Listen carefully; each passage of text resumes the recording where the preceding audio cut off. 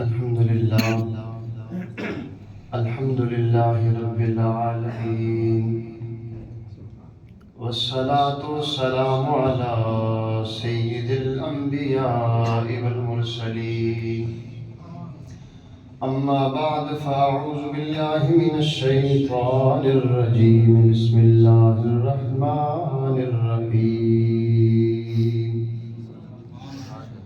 حاميم والكتاب المبين، إنا أنزلناه في ليلة مباركة إنا كنا منذرين فيها يفرق كل أمر حكيم. صدق الله مولانا العظيم وصدق رسوله النبي الكريم. إن الله وملائكته يصلون على النبي يا أيها الذين آمنوا صلوا عليه وسلموا تسليما. الصلاة والسلام عليك يا سيدي يا رسول الله. الصلاة والسلام عليك يا سيدي يا حبيب الله. الصلاة والسلام عليك يا سيدي يا رسول الله، وعلى آلك وأصحابك يا خاتم النبيين. کیونکہ زبان خاموش نہ رہے، محبت، ذوق اور شوق کے ساتھ میرے ساتھ درود پاک میں دوبارہ سے شامل ہو جائیے. پڑھیے صلی اللہ علیہ یا رسول اللہ وسلم علیہ یا حبیب اللہ. جیسا کہ آپ نے قبلہ علامہ صاحب سے سماعت فرمایا کہ حضرت سیدنا حسن رضی اللہ تعالی عنہ شبیہ مصطفیٰ، اہل بیت کے امام اول، آپ نے فرمایا کہ میں جو شعبان المعظم کی یہ 15ویں رات ہوتی ہے، اس کو میں 3 حصوں میں تقسیم کرتا ہوں. سب سے پہلا حصہ اپنے نانا جان، کائنات کی جان، رحمت عالم صلی اللہ علیہ وسلم کی ذات مقدسہ پر درود شریف کا نذرانہ پیش کرتا ہوں، اور دوسرا حصہ اللہ سے بخشش اور مغفرت مانگتا ہوں، اور تیسرا حصہ اللہ کی عبادت کرتا ہوں اور اس کے ہاں سر بسجود ہو جاتا ہوں. تو آج ہم پہلے حصے میں ہیں، تو محبت کے ساتھ جب بندہ کسی کام کی طرف جاتا ہے نا، تو دل میں یہ ارادہ ہوتا ہے کہ یار میں جاؤں گا تو میرا کام ہو جائے گا. وہ سوچ لے کے جاتا ہے، ایکٹیو ہو کے جاتا ہے، تو 99% اس کام پہ اثر اس کی نیت کا ہوتا ہے، تو کام اس کا ہو جاتا ہے. تو آپ بڑے تھکے تھکے لگ رہے ہیں، تو محبت کے ساتھ پڑھیے صلی اللہ علیہ رسول اللہ وسلم علیہ یا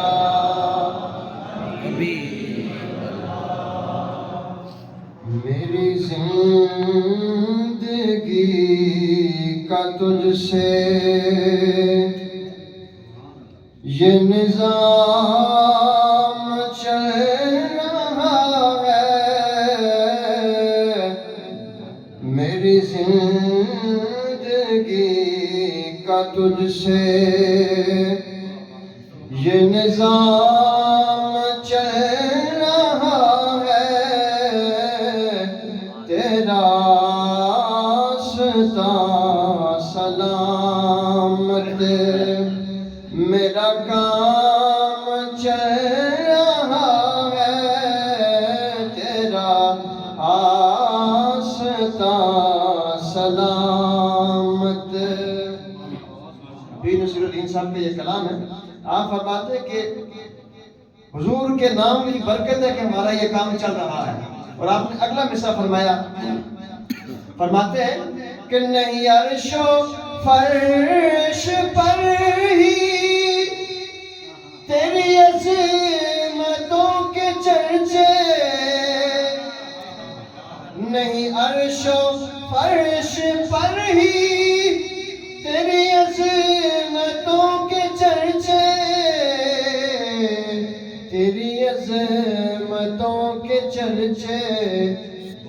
تہ خاک بھی لحد میں تیرا نام چل رہا ہے، تہ خاک بھی لحد میں تیرا نام چل رہا ہے، میری زندگی کا تجھ سے. اور آپ حشر کے وقت کا نقشہ کھینچتے ہیں کہ حشر کا میدان ہوگا اور ساری قوم، ساری امتیں کس کس حال میں ہوں گی، اس کو ذہن میں رکھیے. اور اس نقشے کو آپ نے شعر میں کھینچا. آپ فرماتے ہیں کڑی دھوپ کے سفر میں نہیں کوئی غم نصیر پر، کڑی دھوپ کے سفر میں نہیں کوئی غم نصیر پر، تیرے سایہ کرم میں یہ غلام چل رہا ہے، تیرے سایہ کرم میں یہ غلام چل رہا ہے، میری زندگی کا تجھ سے یہ نظام چل رہا ہے، تیرا راستہ سلامت میرا کام چل رہا ہے، تیرا راستہ سلامت. بعد از حمد و صلات معزز سامعین کرام، آپ کے سامنے میں نے قرآن مجید کی سورت دخان سے پہلی 3-4 آیات تلاوت فرمائی. اللہ تعالیٰ کی پاک بارگاہ میں دعا ہے کہ مجھے حق سچ بیان کرنے اور جانبین کو امر خالص کی توفیق عطا فرمائے. آج کی یہ ببرکت رات اللہ تعالیٰ کی طرف سے جیسے ہمارے ساتھ کوئی تعلق والا اٹھنے بیٹھنے والا ہو تو ہم اس کو کچھ خاص کریڈٹ دیتے ہیں، کچھ خاص بینیفٹ دیتے ہیں. تو اللہ تعالیٰ نے اپنے محبوب کی امت پر کرم کرتے ہوئے ان کو یہ خاص کرم دیا، خاص کریڈٹ دیا، تاکہ قیامت کا میدان ہو اور محبوب کے امتی دو جوگ در جوگ جنت میں جا رہے ہوں. تو یہ کرم محض حضور کی وجہ سے ہے. اور پھر بہت سارے لوگ کہتے ہیں کہ آج کی رات کا شریعت سے یا معاملات سے کوئی تعلق نہیں. ایسا نہیں ہے. 10 صحابہ کرام جن میں جلیل القدر صحابہ شامل ہیں اور 25 سے زیادہ زائد کتابوں کے حوالے میرے ذہن میں ابھی بھی اس وقت، انہوں نے لکھا کہ حضور کے دور سے لے کر آج تک اس 15ویں شعبان کی جو یہ شب ہے، آج کی جو رات ہے، امت کا یہ دستور رہا ہے کہ رب کے حضور جاگ کر رب کے حضور رات کو قیام اور دن کا روزہ رکھتے ہیں. اور جن میں حضرت اماں عائشہ صدیقہ، حضرت علی المرتضیٰ اور حضرت سیدنا ابو بکر صدیق، حضرت انس بن مالک، حضرت ابو موسیٰ اشعری، حضرت ابو سعید خدری جیسے جلیل القدر صحابہ موجود ہیں، ان کے نام آتے ہیں. تو اس لیے کوئی بھی رات ہو، عام دن ہو، تو رب کی رحمت جوش پہ ہوتی ہے. رات کے پچھلے پہر میں جو جاگ کر رب کو یاد کرتا ہے تو اللہ اس کو نوازتا ہے. لیکن آج کی جو رات ہے، سیدنا صدیق اکبر فرماتے ہیں کہ جیسے ہی مغرب کا سورج غروب ہوتا ہے تو رب اپنی شان کے مطابق آسمان دنیا پہ آ جاتا ہے. اب آسمان دنیا پہ تجلی فرما کے رب اعلان فرماتا ہے. مزے کی بات یہ کہ کوئی چودھری، کوئی وڈیرا، کوئی نمبردار اعلان کرے، ہم بھاگتے جاتے ہیں. دے گا وہ، دے گا جی، یقین ہے چودھری صاحب دیں گے. لیکن کائنات کا ایک طرح تصور کیجئے کہ کائنات کا مالک خود اعلان کر رہا ہے آسمان دنیا پہ آ کر کہ ہے آج کوئی بخشش مانگنے والا. اور مزے کی بات یہ کہ شاید آپ نے میرے ساتھ کوئی سخت الفاظ میں بات کر دی، کوئی لڑائی جھگڑا ہو گیا ہمارا، تو آپ آئیں تیسرے تھرڈ پرسن کو ڈال کے یار آپ جاؤ اس کو بولو کہ معافی نامہ دے دے، معافی کر دے، غلطی ہو گئی تو سلو ہو جانی چاہیے. دنیا کا یہی رواج ہے، تھرڈ پرسن سلو کراتا ہے. لیکن رب ہے اور پھر محبوب کی امت پہ اتنا کرم ہے کہ خود ہم اس کے نافرمان ہیں تو وہ خود آ کے اعلان کرتا ہے آؤ، ہے کوئی بخشش مانگنے والا اس کو بخشش دے دوں، ہے کوئی رزق مانگنے والا اس کو رزق دے دوں، ہے کوئی اولاد مانگنے والا اس کو اولاد دے دوں. وہ تو ہر رات میں اعلان کرتا ہے، لیکن ہم اس کو سمجھتے نہیں. وہ رومی کشمیر نے کہا تھا نا کہ پچھلی راتی رحمت رب دی کرے بلند آوازہ، پچھلی راتی رحمت رب دی. میرے خیال سے اگر آپ بولیں تو میں تو ہمیں یہ چاہیے کہ اللہ کی بارگاہ میں اس انداز سے آئیں کہ جھولی ہماری ہم خالی لے کے آئیں اور بھر کے جائیں. تو اسی کو رومی کشمیر فرماتے ہیں کہ پچھلی راتی رحمت رب دی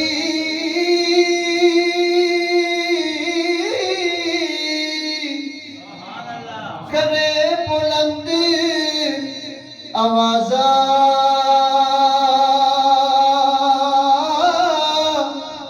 بخشش منگنے والے عطائی کھلائے دروازہ، بخشش منگنے والے عطائی کھلائے دروازہ. رب کی بارگاہ میں کوئی آئے تو صحیح. اور پھر آج کی رات یہ مقدس رات ہے. اللہ گناہوں کو چھپاتا ہے. اگر ہمارا کوئی گناہ دیکھ لے نا، ہم دوسرے کو بتاتے ہیں جا کر اس نے وہ گناہ کیا تھا، دوسرے کو بھی بتا رہے ہوتے ہیں. لیکن اللہ اپنے بندوں کے گناہوں پہ پردے ڈالتا ہے. سیدہ عائشہ سے روایت ہے، امام الانبیاء صلی اللہ علیہ وسلم نے فرمایا، ابن علامہ نے بھی یہ حدیث پیش کی، فرمایا کہ عائشہ اللہ تعالیٰ آج کی رات میں قبیلہ بنو کلب کی بکریوں کے بالوں کی تعداد سے بھی زیادہ گناہگاروں کو جہنم سے نکال کے جنت عطا فرماتا ہے. سبحان اللہ. حدیث کے الفاظ پہ غور کرنا ہے. اگر یہ کہا تھا کہ اللہ تعالیٰ قبیلہ بنو کلب کے قبیلے کی ایک بکری کے بالوں کے برابر جنت عطا کرتا ہے، بہت بڑی بات تھی. ایک بکری کے بال گنے نہیں جا سکتے. فرمایا بکریوں، اس کی وجہ کہ قبیلہ بنو کلب کی جو بکریاں ہوتی تھی ان کا جسم بڑا ہوتا تھا اور وہ سب سے زیادہ مدینہ میں بکریاں رکھتے تھے. فرمایا ان بکریوں کے بالوں کی تعداد کے برابر، دوسری حدیث کا مفہوم ہے کہ ان کے بالوں کی تعداد سے بھی زیادہ اللہ گناہگاروں کو جہنم سے نکال کے جنت عطا فرماتا ہے. تو اس لیے ہمیں چاہیے کہ کم از کم دامن کھول کے رب کی بارگاہ میں آئیں تو صحیح، مصطفیٰ کریم کا وسیلہ دے کے دعا مانگیں تو صحیح. ہمارے پاس سب سے بڑا وسیلہ اتھینٹک جو ہے وہ نبی اکرم صلی اللہ علیہ وسلم کی ذات مقدسہ کا وسیلہ ہے. حضرت سیدنا آدم علیہ السلام سے جب ان کی شان کے مطابق ایک لغزش سرزد ہوئی تو وہ کتنے 100 سال توبہ کرتے رہے. رب نے ان کی توبہ قبول نہ کی، رب کی حکمت. لیکن ایک بار جبریل پاس سے گزرے، جناب آدم رو کے دعائیں کر رہے ہیں، یا اللہ معاف کر دے. تو اس وقت جبریل نے رب کی بارگاہ میں عرض کی، یا اللہ تیرا آدم اتنا رو رہا ہے، تیرا پیغمبر ہے، تیرا پیارا ہے، تو اس کو معاف کر دے. جبریل نے عرض کی تو اللہ تعالیٰ نے جبریل کو فرمایا، جبریل جاؤ میرے آدم کو بولو کہ تمہیں کچھ کلمات عطا کرتا ہوں، ان کلمات کو ادا کر کے مجھ سے معافی مانگے، معاف کر دوں گا. تو وہ کلمات کیا تھے؟ وہ کلمات یہ تھے کہ میرے اور آپ کے آقا امام الانبیاء صلی اللہ علیہ وسلم کا نام نامی اس میں گرامی تھا. فرمایا آدم سے کہو کہ میرے محبوب کا نام لے، اس کا وسیلہ اختیار کرے، اللہ تجھے معاف کر دے گا. تو جناب آدم کو کچھ کلمات عطا کیے، وہ کلمات حضور کا نام نامی اس میں گرامی محمد تھا. ابھی حضرت آدم کی زبان سے یہ الفاظ نکلے کہ یا اللہ تجھے اپنے محبوب کا واسطہ جس کا اسم گرامی محمد ہے میری اس لغزش کو معاف فرما، تو اللہ نے معاف کر دیا۔ تو ہم تو ان کی امت ہیں، اور پھر گناہ جتنا ہی کیوں نہ ہو، کتنے زیادہ ہی کیوں نہ ہو، سمندر کی جھاگ سے بھی زیادہ ہو، اللہ کی رحمت سے بڑے نہیں ہیں، اللہ کی رحمت سے بڑے نہیں ہیں۔ وہ ذات معاف کرنے والی ہے۔ ماں باپ اگر ایک گناہ دیکھ لیں تو وہ انسان دوسری بار گھر میں جانے کے قابل نہیں رہتا۔ وہ کہتے ہیں کہ تو نے یہ گناہ کیا، تو نے میرا نام بدنام کر دیا۔ تو سامعین کرام، رب کی ذات کتنی عظیم ہے۔ علامہ صاحب نے کہا کہ رب کتنا پیار بندے سے کرتا ہے، تو محبت سے کہیے سبحان اللہ۔ امام الانبیاء صلی اللہ تعالیٰ علیہ وسلم کا کلمہ پڑھنے والوں حضرت سیدنا فاروق اعظم رضی اللہ تعالیٰ عنہ کی بارگاہ میں آپ سے عرض کی گئی، اے امیر المجاہدین، اے امیر المؤمنین رضی اللہ تعالیٰ عنہ، اللہ اپنے بندے سے کتنا پیار کرتا ہے۔ حضرت سیدنا فاروق اعظم رضی اللہ تعالیٰ عنہ آپ نے فرمایا کہ 70 ماؤں کا پیار ایک طرف، رب کا پیار اس سے بھی زیادہ ہے۔ اللہ تعالیٰ اپنے بندے سے 70 شفیق ماؤں سے زیادہ پیار کرتا ہے۔ اور جب ایک ماں کے سامنے اس کا بیٹا گناہ کر بیٹھے تو پھر اس سے معافی مانگتا ہے، اس کے باوجود بھی اس کو شرمندگی اٹھانی پڑتی ہے، لیکن رب العالمین کی ذات وہ ذات ہے، وہ امت مصطفیٰ صلی اللہ علیہ وسلم کو کبھی رمضان عطا کرتا ہے، کبھی شعبان عطا کرتا ہے، کبھی حضور کی آمد کا مہینہ عطا کرتا ہے، کبھی تو حضور کے در کی حاضریاں نصیب کرتا ہے، کبھی حج عطا کرتا ہے، کبھی عمرے عطا کرتا ہے کہ کسی نہ کسی بہانے سے یہ میرے در پہ آ جائیں اور میں ان کو معاف فرما دوں۔ اور فرمایا یہاں تک ہی نہیں، معاف کر کے ایسا نہیں کہ گناہ فرشتوں کے پاس رجسٹروں میں لکھے ہوں۔ فرمایا اللہ فرماتا ہے کہ فرشتوں کو میں وہ گناہ بلہا دیتا ہوں، کل قیامت کا میدان ہوگا، انسان کے جسم کے اعضاء گواہی دیں گے کہ ہاتھ کہیں گے اس نے یہ گناہ کیا، آنکھ کہے گی اس نے یہ گناہ کیا، ہاتھ پاؤں کہیں گے اس نے یہ گناہ کیا۔ اللہ فرماتے ہیں کہ میں جسم کے تمام اعضاء کو اس کے گناہ بلہا دیتا ہوں۔ اتنی بڑی شان ہے رب کی، اسی کو مد نظر رکھتے ہوئے رومیہ کشمیر حضرت میاں محمد بخش فرماتے ہیں کہ ایک گناہ میرا ماں پیوں ویکھے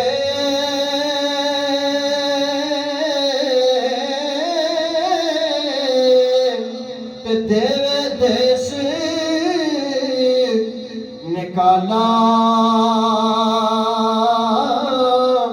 لکھ گناہ مالک ویکھے پردے پاون والا، لکھ گناہ میرا مالک ویکھے پردے پاون والا۔ حضرت فاروق اعظم رضی اللہ تعالیٰ عنہ کا دور ہے۔ آپ دیکھتے ہیں کہ ایک جوان ہے، آپ کے محلے کا ایک جوان ہے، بڑا حسین ہے، بڑا خوبصورت ہے، جوانی زور پر ہے، عروج پر ہے، شباب میں ہے، فجر کی نماز میں بھی آتا ہے، عشاء کی نماز میں بھی آتا ہے، لیکن کبھی ایسا ہوتا ہے کہ دن کی نمازوں میں نہیں آتا، کوئی کام کی مصروفیت کی وجہ سے۔ لیکن ایک وقت آیا فجر کی نماز میں فاروق اعظم نے دیکھا کہ وہ جوان نظر نہیں آ رہا۔ حضرت فاروق اعظم رضی اللہ تعالیٰ عنہ نے صحابہ سے پوچھا کہ بتائیے وہ جوان کہاں ہے، آئیے مل کے اس کے گھر چلتے ہیں۔ جب وہ سارے لوگ اس کے گھر گئے، دروازے پہ دستک دی، اس کا باپ باہر آیا تو باپ نے کہا کہ میرا بیٹا تو رات کو انتقال کر گیا ہے۔ حضرت فاروق اعظم رضی اللہ تعالیٰ عنہ نے وجہ پوچھی تو وجہ بتانے لگے، کہنے لگا، اس کا باپ کہنے لگا کہ میں نے بیٹے سے پوچھا میرا بیٹا نماز پڑھ کے عشاء کی آیا، تو کہنے لگا اے ابا حضور میری طبیعت ناساز ہے۔ تو میں نے وجہ پوچھی تو کہنے لگا میں نے اپنے اوپر ظلم کر لیا ہے، میں نے اپنی جان کو ہلاکت میں ڈال دیا ہے۔ جوان کہنے لگا کہ جب نماز کے لیے میں جاتا تھا، راستے میں ایک حسین جمیل عورت رہا کرتی تھی، وہ ہر وقت مجھے گناہ کی دعوت دیتی تھی، لیکن میں اس سے بچنے کی کوشش کرتا تھا، لیکن آج میں اس کے بہکاوے میں آ گیا، میں اس کے گھر کے اندر داخل ہونے لگا، ایک پاؤں میں نے گھر کے اندر رکھا اور دوسرا رکھنے لگا تو میں نے کہا کہیں دیکھ لوں چاروں طرف، کوئی دیکھ تو نہیں رہا۔ جوان کہنے لگا جب چاروں طرف میں نے دیکھا کوئی نہیں دیکھ رہا تھا، میں گھر کے اندر جانے لگا، اچانک میرے دل و دماغ سے آواز آئی، او بے وقوف، او نادان، تجھے دیکھنے والا چاروں طرف تو کوئی نہیں لیکن کائنات کا رب تجھے دیکھ رہا ہے، کہ کائنات کا رب تجھے دیکھ رہا ہے۔ اے جوان، کائنات کے رب سے چھپ کر تو کیسے بچ سکتا ہے؟ جوان کہتا ہے یہ آواز جب میرے کانوں میں پڑی تو میں بے ہوش ہو کے گر گیا۔ اس عورت نے کہا اب تو مسئلہ خراب ہو گیا، لوگ کہیں گے کہ اس کو میں نے مار دیا۔ جوان کو جب ایک مرد اور اس عورت نے گھسیٹ کر اس کے گھر کے دروازے پہ پھینک دیا، والد کہتے ہیں کہ میں نے اس کو اٹھایا، جب اٹھا کے میں نے پوچھا تو اس بیٹے نے دوبارہ یہی بات کی، خوف خدا سے وہ دل برداشتہ ہوا اور خدا کا خوف اس پر اتنا طاری ہو گیا کہ اس کی موت واقع ہو گئی۔ اللہ اکبر۔ حضرت سیدنا فاروق اعظم رضی اللہ تعالیٰ عنہ آپ نے فرمایا کہ مجھے اس جوان کی قبر پر لے چلو۔ جب آپ اس کی قبر پر گئے، آپ کے دل میں قرآن کی ایک آیت آ رہی تھی، بار بار آپ سوچ رہے تھے کہ کیا آج عمر دیکھتا ہے قرآن کی اس آیت واقعہ ہی آج اس جوان پہ یہ لاگو ہوتی ہے کہ نہیں ہوتی؟ حضرت سیدنا فاروق اعظم رضی اللہ تعالیٰ عنہ نے اس جوان کی قبر پر کھڑے ہو کے کہا اے جوان، رب العالمین نے قرآن میں ارشاد فرمایا وَلِمَنْ خَافَ مَقَامَ رَبِّهِ جَنَّتَانِ۔ میرا اللہ اعلان فرماتا ہے کہ جس کی موت اللہ کے خوف سے ہو جائے، جو اللہ کے خوف سے ڈرتا ہے، میں اس کو ایک نہیں دو جنتیں عطا فرماتا ہوں۔ سبحان اللہ۔ ایک نہیں، اس کو دو جنتیں عطا فرماتا ہوں۔ تو جوان نے عرض کی قبر سے آواز آئی یا امیر المؤمنین، اللہ نے اپنا وعدہ سچ فرمایا ہے، قرآن کی آیت سچ ہے کہ اللہ نے مجھے ایک نہیں دو جنتیں عطا فرمائی ہیں۔ سبحان اللہ، نعرہ تکبیر، اللہ اکبر، یا رسول اللہ، نعرہ تحقیق، نعرہ حیدری، علماء اہل سنت زندہ باد۔ فرمایا اللہ نے مجھے ایک نہیں دو جنتیں عطا فرمائی ہیں۔ تو رب کا خوف دل میں تھا تو اللہ نے ایک نہیں دو جنتیں۔ لیکن آج کا یہ وقت ہے، امت مسلمہ بے حال ہو چکی ہے، گناہ کو اس انداز سے کیا جاتا ہے کہ ہمیں ایک سیکنڈ کے لیے بھی یہ محسوس نہیں ہوتا کہ ہمارا رب ہمیں دیکھ رہا ہے۔ قیامت کا میدان ہوگا، انسان کے اعضائے جسم بول رہے ہوں گے کہ اللہ اس نے فلاں جگہ پہ یہ گناہ کیا تھا۔ آج تو ہمیں ہاتھوں کے کان، ان کے منہ اور آنکھیں نظر نہیں آتی، لیکن قیامت پہ یہ بول رہے ہوں گے، ہاتھ اور پاؤں گواہی دیں گے کہ یہ اس طرح چل کے گیا، اتنی تیزی سے گیا، زمین کا وہ حصہ گواہی دے گا کہ جس جگہ پر گناہ کیا۔ لیکن اللہ تعالیٰ نے زندگی میں بار بار یہ موقع مجھے اور آپ کو دے رہا ہے، اگر ہم اس سے فائدہ نہ اٹھائیں تو میرے خیال سے ہم سے بڑا نادان کوئی نہیں ہو سکتا۔ لیکن ہمیں چاہیے کہ اللہ کا خوف دل میں ہو اور سچی توبہ کی جائے، سچی توبہ، توبۃ نصوح کی جائے، ایسی توبہ کی جائے کہ دوبارہ لوٹ کے گناہ کی طرف نہ جایا جائے۔ سیدنا فاروق اعظم رضی اللہ تعالیٰ عنہ سے پوچھا گیا امیر المومنین سچی توبہ کیا ہے؟ تو آپ نے فرمایا کہ جس طرح بکری کے تھنوں سے دودھ نکالا جائے اور وہ دودھ دوبارہ اسی راستے سے واپس نہ جائے، اس کو دوبارہ اس راستے سے نہیں ڈالا جا سکتا، فرمایا ایسے ہی بندہ توبہ کرے، وہ گناہوں سے ایسے بھاگ کے نکلے پھر دوبارہ اس جگہ کا رخ نہ کرے، اللہ اس کو معاف فرماتا ہے۔ لیکن افسوس یہ ہے کہ امت مسلمہ ان مواقع ملنے کے باوجود ہم نے کبھی ایک بار بھی سچی توبہ نہیں کی۔ پہلے تو آپ مسجدوں کے حالات دیکھ سکتے ہیں کہ اتنی مقدس راتیں، میں نے کہا نا کہ محلے میں ہمیں خبر مل جائے کہ کوئی باہر سیل میں لگا ہوا ہے، 10,000 والی چیز 1000 میں مل رہی ہے، ہم بھاگ کے جائیں گے، لائنیں لگی ہوں گی۔ لیکن کائنات کا مالک کہہ رہا ہے مغرب سے فجر تک آؤ مجھ سے مانگ لو، میں تمہیں عطا کرتا ہوں، جو دل چاہے مانگ لو میں عطا کرتا ہوں۔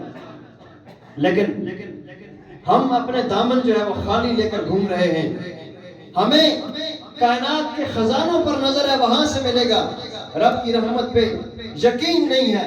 لیکن اگر رب کی رحمت پہ یقین ہو، جس طرح علامہ صاحب نے وہ واقعہ بیان کیا کہ اس جوان کے پلے ایک نیکی نہیں تھی، وہ سب سے آخری جوان ہوگا کہ جو جہنم میں رہ گیا ہوگا،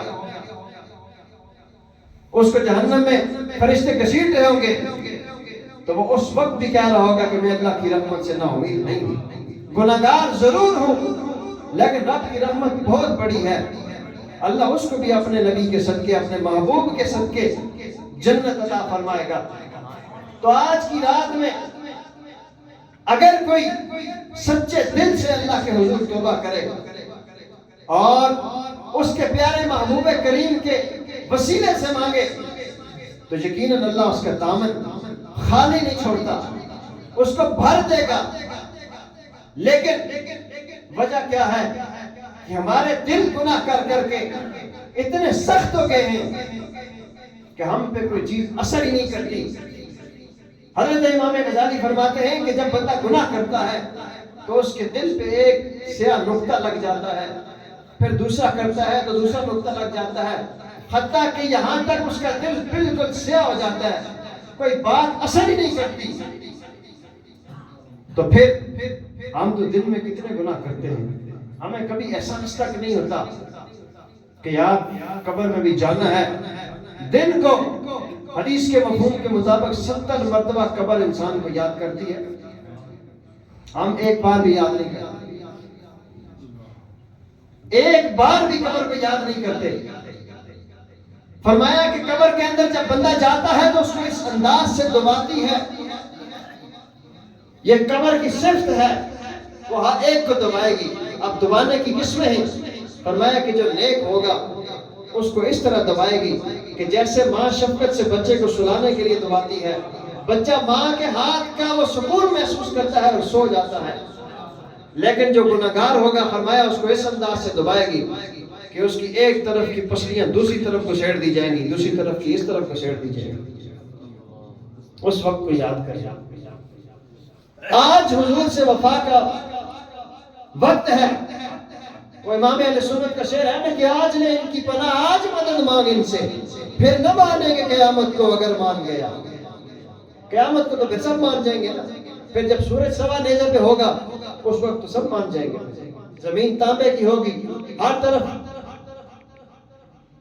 ایسا عالم ہوگا کہ کسی کو کچھ ہوش نہیں ہوگا، پھر تو سب مانیں گے۔ لیکن آج لے ان کی پناہ، پھر نہیں ہے، ابھی موقع ہے، آج رب کے حضور جھک جائیے۔ آج اب حالات یہ ہے کہ ہم نے دنیا کو رضا بنا لیا ہے، رب کو بنائے نا۔ ایک بار آپ اگر یہ ذہن میں سوچ کے بیٹھے ہیں کل جا کے میں دکان کھولوں گا تو مجھے اسی سے رزق ملے گا، ایسا نہیں ہے۔ دکان کھولنا ایک بہانہ ہے، ایک ذریعہ ہے، رزق تو اللہ نے دینا ہے۔ اللہ پہ توکل کر کے دیکھیے۔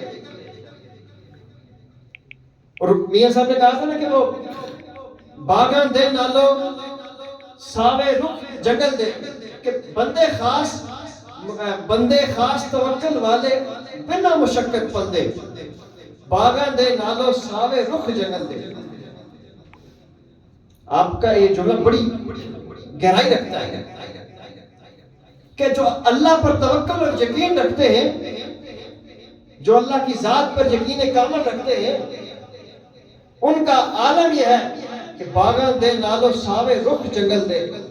باغوں کو تو روز مالی پانی دیتا ہے، ان کی وہ گوڈی تالی کرتا ہے، لیکن اس کے اپوزٹ آپ جنگل کو دیکھیں تو جنگل ہر روز ہرے بھرے رہتے ہیں، کوئی کٹائی نہیں کرتا، کوئی پانی نہیں ڈالتا، کوئی رکھوالی نہیں کرتا۔ فرمایا کہ وہ تو ہرے رہتے ہیں، کیوں؟ ان کا اللہ پہ یقین ہے۔ اس چیز کو مد نظر رکھیں۔ اور پھر عبادت کا یہ انداز ہونا چاہیے، اس طرز سے عبادت کی جائے۔ مولا علی سے پوچھا گیا نا کہ آپ نے خدا کو دیکھا؟ تو آپ نے فرمایا کہ میں ایک سجدہ کرتا ہوں، دوسرا اس وقت تک نہیں کرتا جب تک رب کو نہیں دیکھ لیتا۔ لیکن ہم سجدہ کیسے کرتے ہیں؟ اللہ اکبر کیا کہ آف میں ہوتے ہیں تو تسبیح ہماری سٹارٹ ہو جاتی ہے، ساری زمین پہ نہیں لگتا، ایک نیچے، ایک آدھی جاتے ہوئے، ایک نیچے، اور تیسری تسبیح جب اٹھتے ہوئے سبحان ربی الاعلیٰ، آف میں مڈ میں آ کے اللہ اکبر کھڑے ہو گئے۔ ایسی نماز کا کیا حال ہے؟ بزرگان دین پہ لوگ تو کہتے ہیں نا جی وہ فلاں بابے ایسے تھے، فلاں ایسے تھے. ہم نے کبھی کسی بزرگ کی عبادت کو نہیں دیکھا کہ وہ عبادت کس انداز سے کرتے تھے. جلیل القدر صحابہ، ان کی عبادتوں کا کیا عالم تھا کہ جن کو مصطفیٰ کریم نے جیتے جاگتے جنت کی بشارتیں عطا فرمائی تھی، ان لوگوں کی عبادتوں کا کیا انداز تھا. حضرت سیدنا صدیق اکبر رضی اللہ تعالیٰ عنہ، آپ خوف خدا سے اتنا رویا کرتے تھے، اتنا رویا کرتے تھے، کہتے تھے کہ کاش میری ماں نہیں مجھے نہ جنا ہوتا، میں یہ قبر و آخرت کی مناظر نہ دیکھتا. اور پھر میدان محشر ابھی 10 بندے دیکھتے ہیں، 1000 دیکھتا ہے، ساری کائنات دیکھ رہی ہوگی. انسان کو کھڑا کیا جائے گا، اس کے اعضاء جسم بولیں گے اس نے فلاں فلاں گناہ کیا. آج ماں سے چھپاتے ہیں، باپ سے چھپاتے ہیں، کوئی دیکھ نہ لے، بے عزت ہو جائے گے. اس وقت ساری کائنات دیکھ رہی ہوگی. کیا عالم ہوگا. اس لیے آج موقع ہے، سچی توبہ کر کے جاؤ اور رب سے یہ وعدہ کر کے جاؤ کہ یا اللہ تو ہمت دے، توفیق دے، ہم سچی توبہ کرتے ہیں، آج کے بعد تیری نافرمانی کبھی نہیں کریں گے. اور یہ بھی نہیں ہے کہ اگر آپ کو بندہ بولے یار میں حرام نہیں کماؤں گا تو گزارا کس طرح چلے گا، بڑی مشکل کاٹنی پڑے گی، بڑی تکلیف کاٹنی پڑے گی. حدیث پاک کا مفہوم ہے کہ جب بندہ مومن کو ایک کانٹا چبھتا ہے، اللہ اس کے بدلے اس کے 80 گناہ معاف کر دیتا ہے. اللہ آپ کو کبھی بھی حال نہیں چھوڑتا. اس لیے مشکلات آئے اس کو برداشت کر جائے، صبر کر جائے. کائنات کے مالک اہل بیت کے ساتھ کیا کچھ نہیں ہوا. 1000 سال عمر ہونا ضروری نہیں. 1000 سال زندہ رہنے کے لیے 1000 سال عمر ہونا ضروری نہیں. بندہ ایک ایو جہا کم کر جاوے کہ 1000 سال تک لوگ یاد رکھیں. مثال ہے غازی ممتاز قادری صاحب کی مثال دے دیتا ہوں. ان کی 1000 سال تو عمر نہیں، پھر 40 لگ بھگ ہوگی، چلے گئے، لیکن ہزاروں سال لوگ یاد رکھیں گے. کیوں؟ کہ کام ایسا کیا ہے. اس لیے کہ ہم بھی ایسا کام کر جائیں کہ ہزاروں سال لوگ یاد رکھیں. پھر وہ یاد رکھنا کیا ہے، کیسے یاد رکھا جاتا ہے. آج ہم مثال کے طور پر برکت والی رات ہے، دعا کریں گے. کتنے ایسے لوگ ہیں جو نہ ہمارے تائی لگتے ہیں، نہ چاچے لگتے ہیں، نہ مامے لگتے ہیں، کوئی خونی رشتہ نہیں ہے. ہم ان کے لیے دعا کرتے ہیں یا اللہ ان کے درجات بلند فرما. مثال دے رہا ہوں، علامہ خادم حسین رضوی صاحب ختم نبوت کا بڑا کام کیا. ہم کہتے ہیں اللہ ان کے درجات بلند فرما. قرآن پڑھ کے پہلے ان کا نام لیتے ہیں، بعد میں خاندان والوں کا نام لیتے ہیں. پہلے خاندان کا لینا چاہیے، بعد میں ان کا لینا چاہیے. لیکن نہیں، انہوں نے وفا کی ہے رسول اللہ سے. کائنات کا قاعدہ کلیہ بدل جاتا ہے جب محبت آتی ہے.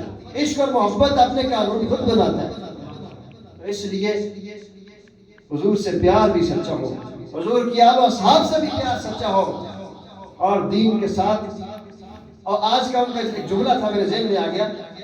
آپ فرماتے تھے کہ شب برات آ گئی، لوگ ایک دوسرے کو میسج کرتے ہیں یار فلانا معاف کر دی، فلانا معاف کر دی. فرمایا کہ 70 سالہ تو اسی حضور دے دین نال جڑیاں غداریاں کیتیاں اودی معافی کون دے گا، اودی معافی کون دے گا. اس لیے معافی کا یہ پہلو نہیں ہے کہ یا اللہ میں یہ گناہ کرتا ہوں تو یہ آج کے بعد نہیں کروں گا. پورے اول حال معافی مانگی جائے اور اب سے التجا کی جائے کہ آج کے بعد میں کبھی تیری اور تیرے محبوب کی نافرمانی نہیں کروں گا. اور اب کا خوف اپنے اوپر طاری کیا جائے، قبر و آخرت کو یاد کیا جائے. پھر فرمایا ہے کہ نہیں اللہ اس کو 2 جنتیں عطا فرماتا ہے. اور پھر آج کی رات مقدسہ فرمایا کہ اس رات کے اندر ہر حکمت والے کام کا فیصلہ کر دیا جاتا ہے. فرشتوں کو ڈیوٹیاں سونپ دی جاتی ہیں، لکھ دیا جاتا ہے کہ آج کی رات میں اس آنے والے سال میں کس نے دنیا سے جانا ہے، کس نے پیدا ہونا ہے، کون آپ کے ساتھ تھا پچھلے سال، کون آپ سے جدا ہو گیا. وہ بڑا مشہور شعر ہے نا کہ عیداں تے شبراتاں آئیاں لوگ کرانو آئے، او نہیں آدھے مڑ محمد جڑے آپ ہاتھی دفنائے. تو ہم اپنے ہاتھوں سے اپنے پیاروں کو دفنا کے آتے ہیں، لیکن پھر بھی ہمیں خوف نہیں ہوتا. قبرستان میں ہم کھڑے ہوتے ہیں، قبر کے اوپر دنیاوی باتیں کر رہے ہوتے ہیں. آخر کب ہمیں یہ یاد آئے گا امام الانبیاء صلی اللہ علیہ وسلم، آپ ایک شخص دنیا سے چلا گیا، اس کے جنازے میں گئے، دفنایا، اس کی قبر پر بیٹھ گئے۔ صحابہ فرماتے ہیں کہ حضور اتنا روئے کہ آپ کی آنکھوں سے جو آنسو ٹپک رہے تھے ان سے نیچے کی زمین بھی گیلی ہو گئی۔ تو حضور نے فرمایا اے میرے صحابہ، قبر کا عذاب بہت سخت ہے، اللہ قبر کے عذاب سے بچائے، قبر کا عذاب بہت سخت ہے۔ اور فرمایا کہ قبر آخرت کی منازل میں سے پہلی منزل ہے، جو اس میں پھنس گیا وہ تباہ ہو گیا۔ اور پھر اللہ سے اس کے فضل کا سوال کیا جائے، اس کے کرم کا سوال کیا جائے۔ حضرت عائشہ سے مروی ہے، امام الانبیاء نے فرمایا اے عائشہ، اللہ جس سے حساب لینا شروع کر دے گا وہ کبھی پار نہیں ہوگا۔ حساب کا کیا مطلب ہے؟ ہم کہتے ہیں بچے سے اس کو 100 روپے دیا فلان چیز لے کے آؤ، یہ کہ 10 روپے کا فلان لے آیا ہوں، 50 فلان لے آیا ہوں، 5 میں نے کھا لیے، 2 بھاگر لگا دیے، یہ حساب ہے۔ اللہ پوچھے گا کتنی نمازیں پڑھی، کتنے روزے رکھے، کتنا کیا کیا؟ فرمایا وہ بندہ پھنس جائے گا، مشکل میں پڑ جائے گا۔ کیوں کہ رب اس سے حساب لے رہا ہے، اس لیے رب سے اس کے فضل کا سوال کیا جائے۔ اللہ اگر فضل فرمائے تو پھر کائنات کو معاف کر سکتا ہے، اگر وہ عدل پہ آئے تو پھر بہت مشکل ہو سکتا ہے۔ رومی کشمیر فرماتے ہیں عدل کرے تے تھر تھر کمنے اچیا شانہ والے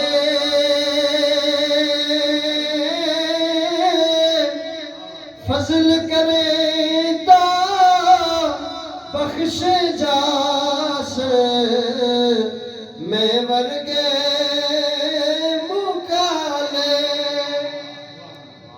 اگر اللہ عدل پہ آئے تو پھر بڑے بڑے کام جائیں گے، اگر فضل پہ آئے تو سب گناہگار بخشے جائیں گے۔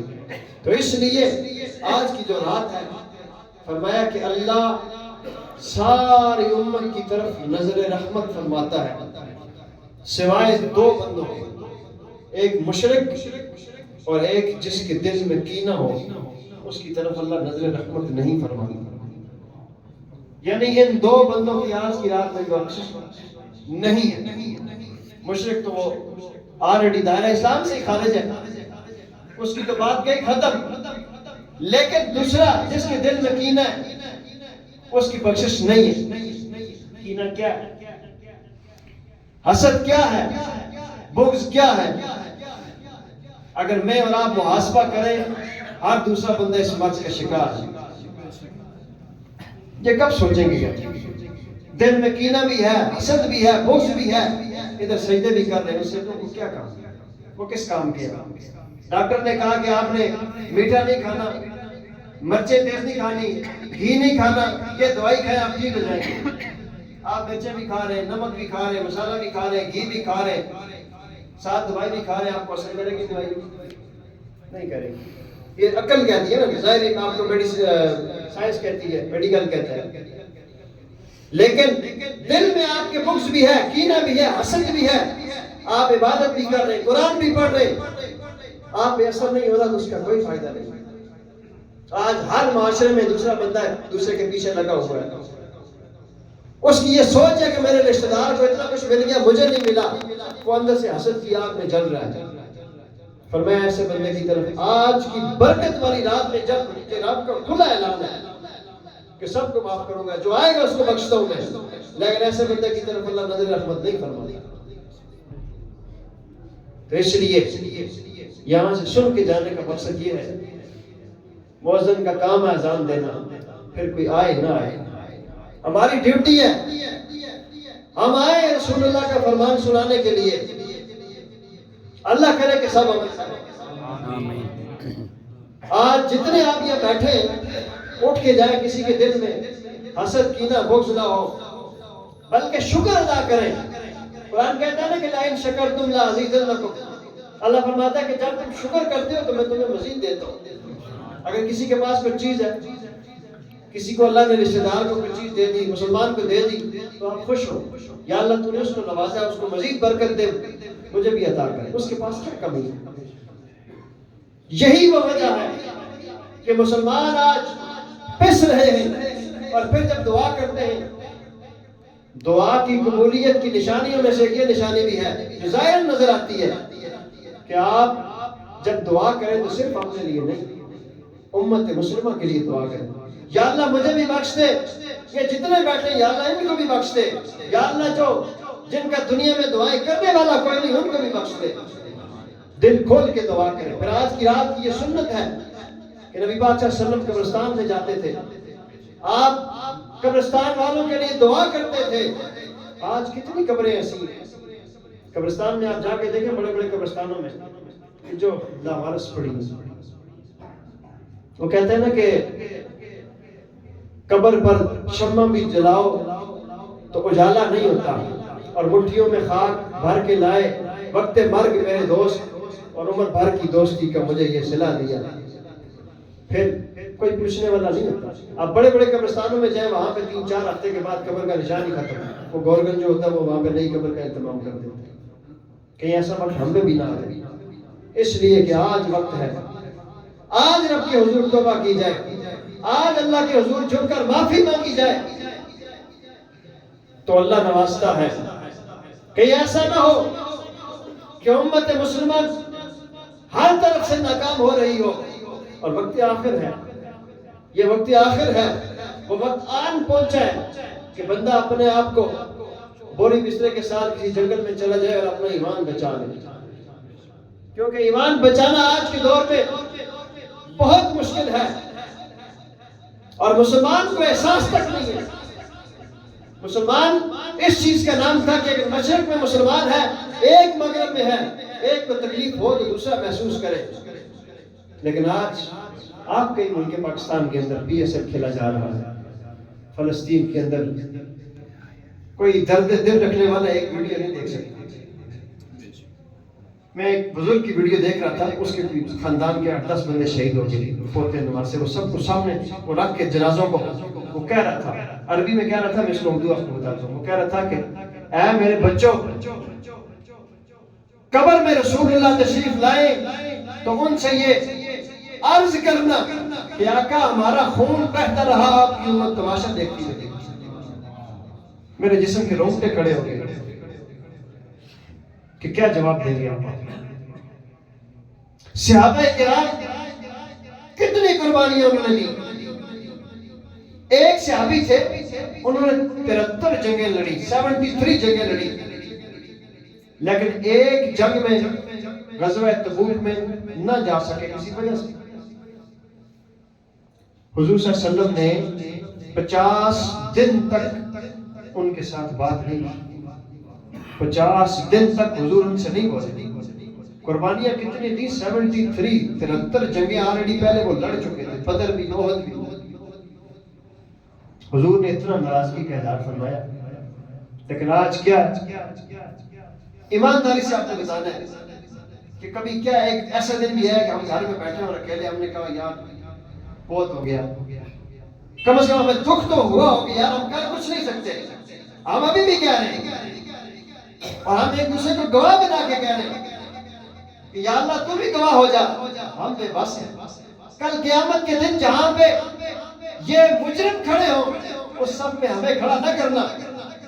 وہ جناب یوسف کو خریدنے والی بھائی نے کہا تھا نا، وہ جب بڑے بڑے لوگ لائنوں میں لگے ہوئے تھے سونا لے کے، تو وہ دھاگے کی ایک گولی لے کے کھڑی ہوئی تھی، تو لوگوں نے کہا یوسف کو ہم نہیں خرید سکتے، سونے سے تو دھاگے سے خرید لے گی. اس نے کہا نادانو، مجھے پتا ہے میں یوسف کو نہیں خرید سکتی، لیکن قیامت کا دن ہوگا، رب اعلان کرے گا آؤ میرے یوسف کے خریدار، تو اس میں بھی اس لائن میں لگی ہوں. کم از کم اتنا درد اپنے دل میں ضرور پیدا کیجئے. کل قیامت کا دن ہو، رب اعلان کرے کہ وہ کھڑے ہو جائیں کہ جن کے دلوں میں مسلمانوں کا درد تھا، اس لائن میں ہم بھی لگے ہوئے.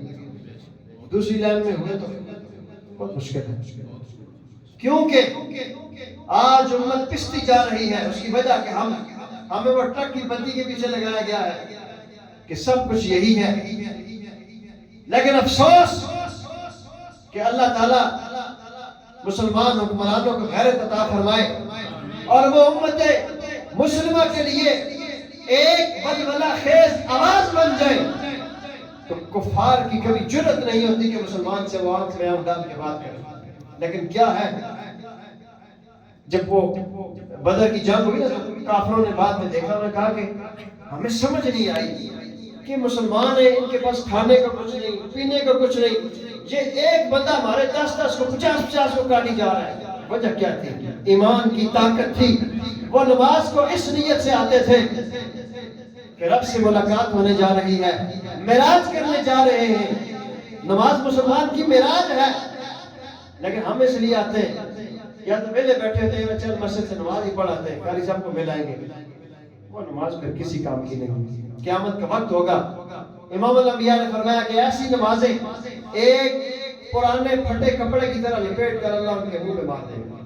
جاؤ، پھر ایسی نمازوں کو کیا کریں گے؟ ایسے حج، زکات، روزے اور عمروں کو کیا کریں گے؟ آج امت کا حال یہ ہے، بڑے شوق سے ہم کہتے ہیں کہ میں نے 7 حج کیے ہوئے، 7 عمرے کیے ہوئے۔ آپ کے برابر کے گھر میں 2 وقت کا کھانا میسر نہیں، ایسے حج عمرے قبول نہیں۔